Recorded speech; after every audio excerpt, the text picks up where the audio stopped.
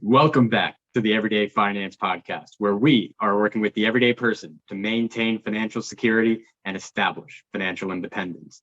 Now, today, Garen and I have put together an incredible video for you and really for all the new investors, all the young people out there that have finally got themselves some money and they're looking for what to do with it. And this is the intro to investing. Now, before I let Garen take it away, I just need to tell all of you here right now, you got to subscribe and hit the notification bell, because once we get 12 more subscribers, we are doing a 100 subscriber giveaway where we will be giving out a $25 gift card to one lucky subscriber just like you for just liking and commenting on that video. Now, with that said, thank you guys for your time, and take it away, Garen. So I'm just going to jump right into it. Investments, the concept of investments are actually very simple. The process of investments are much harder and actually take a lot of time and research to get it done. But investments are basically the allocation of money under the expectation of turning a profit or providing a benefit to you over time. Now, you can invest in a whole bunch of other things, a lot of people believe that investments are just limited to the stock market. Well, newsflash, investments are not just stocks, as some may think. There's actually a wide range of avenues you can take to invest. This can be through, but not limited to, individual stocks, corporate or government bonds, ETFs, which are exchange-traded funds, annuities, CDs, which are certificate of deposits, properties, and even commodities. Now, if you want to touch a little bit about the importance behind investing, that'd be great, Alex. Definitely. Thanks, Garen. Realistically, you might be thinking you want to start getting investing to make some money for yourself, or maybe just to double up what you have. But realistically, the reason why you want to be investing is to make your money work for you. Now, you could think if you're working a typical hourly job or even a salary job, how much each individual item you buy every day costs you in your time. You buy one thing and you say, you know what, that cost me a whole day of work. That cost me a whole day of my life. And realistically, that's exactly the trade you're making. So what you want to do here with your investments, you want to put that away. You want to build up a week's worth of money, a month's worth of money, 3 months worth of money, a year's worth of money, and it's time you've already traded. And you put that away, and it's almost like the hours that you've already traded away now continue to work on for many more hours, many more years, to continue to grow and build you income streams that will keep feeding you. And I think that's the most important thing that you need to realize, is that it's really about making your money work for you, something that you don't need to actually be physically putting work in on. That's going to allow you to save for retirement, build up passive streams of income, and really just make your life more comfortable. Now, as Garen mentioned, there's all different kinds of investments, and I just wanted to touch on 5 of some of the most popular investment areas and some of their small subcategories. Now, those things can be stocks, as Garen mentioned. They're, quite cluttered with the amount of ways you can invest. Individual stocks, short-term, long-term, ETFs. We're talking about just trading those things. We're talking about margin. We could also be talking about options. Quite crazy. Besides the stock market, we've got real estate. You could just do strategic home ownership and make money just by owning a home. You could buy a house to rent it out. You could, of course, flip, which, you can't get your face out of on the TV. It's there every second. But besides real estate, then we move on to lending or loan investments, where you could invest into debt of other people. You could do P2P lending. You could do debt lending services. You could even invest in bonds, like Garen mentioned, which are, government or company debts, which you can buy for a return, which they agree to pay out later. Great option. You could start investing into collectibles, another fantastic sector where you could invest in anything that's desirable or rare in any form or fashion. It's cars, watches, any kind of jewelry, whiskey, wine, tequila, fancy art, anything possible that you could think of that could be rare or desirable. That's an investment. And of course, I think, probably the biggest pinnacle that anyone could ever think of is business investment.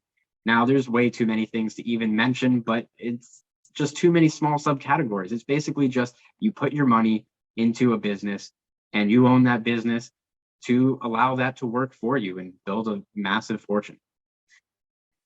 Now, I actually personally recommend investing in two things. Now, my choices are quite obviously a little biased, and that's because one, my father's a jeweler, and two, I personally invest in the stock market. So my two recommendations are actually commodities like gold, silver, platinum, and stocks, individual stocks. So investing in individual businesses like Coca-Cola, Kraft Heinz, etc.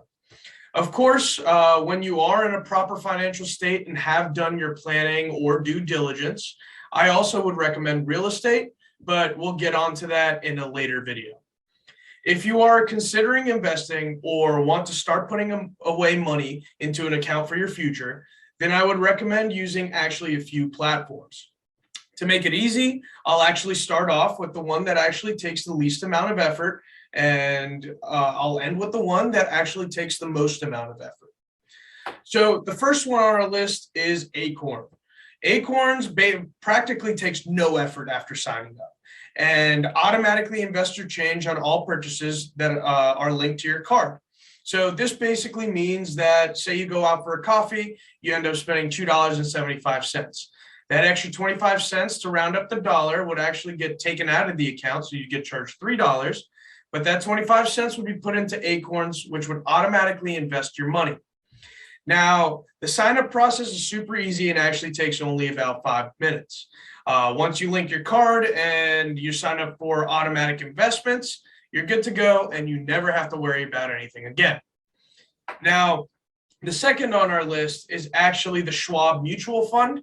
This is created by the Charles Schwab Group, and this is a very simple platform as well.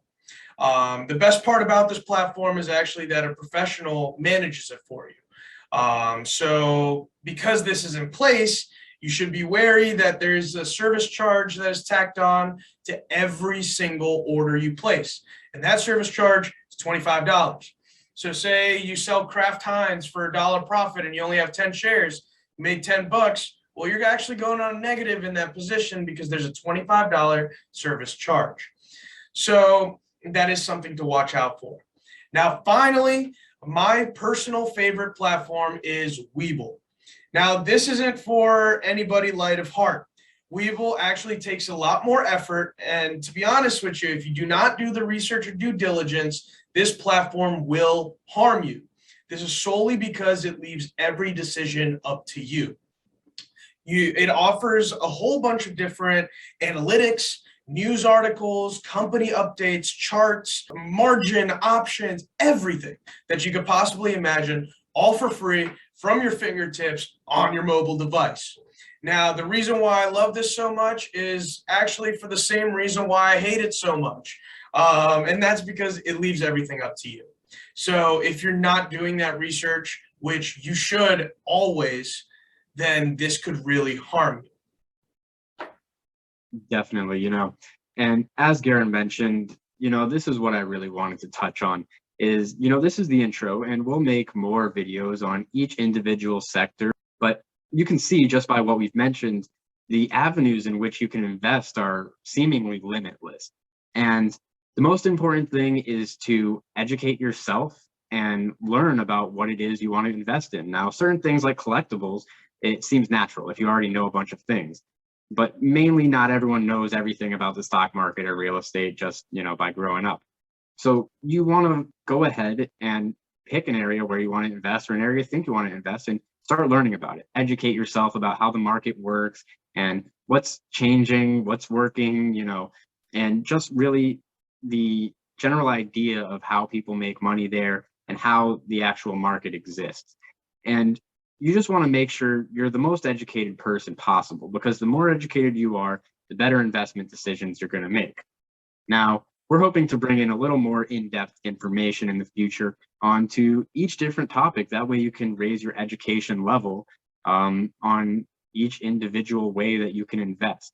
Now, we hope we brought you something great today with basically just letting you know, if you haven't known a bunch of different ways that you can be investing, that, the possibilities are quite limitless. If you think the stock market's awful or you hate real estate, you can go ahead and do something else. Now, even amongst all those investment activities, I just wanted to touch on, my two personal favorites. Now, of course, just like Garen, my favorites are biased as well, because my number one favorite must be real estate for its long-term stability and its ability for you to take out an incredible amount of loan against it and invest someone else's money. Now, on the unbiased note, my second favorite is actually the stock market, just because of how easy it is and the fact that you don't need to save up money or build up your credit to go buy a property. You can kind of just start chucking money into your account every month. And when you're ready, make your purchases and go ahead and to continue to invest. That way you can just keep building your account. It's so simple. And, that's what I do every single month. I add money. So that's how I invest. That's how Garen invests. And I don't know if you want to touch on anything else before we leave here. Well, I think that's about it. Thank you once again for tuning into the Everyday Finance Podcast. Please like, comment, and subscribe. Don't forget about that 100 subscriber giveaway. Thanks for tuning in to the Everyday Finance Podcast, where we help the average American maintain financial security and establish financial independence.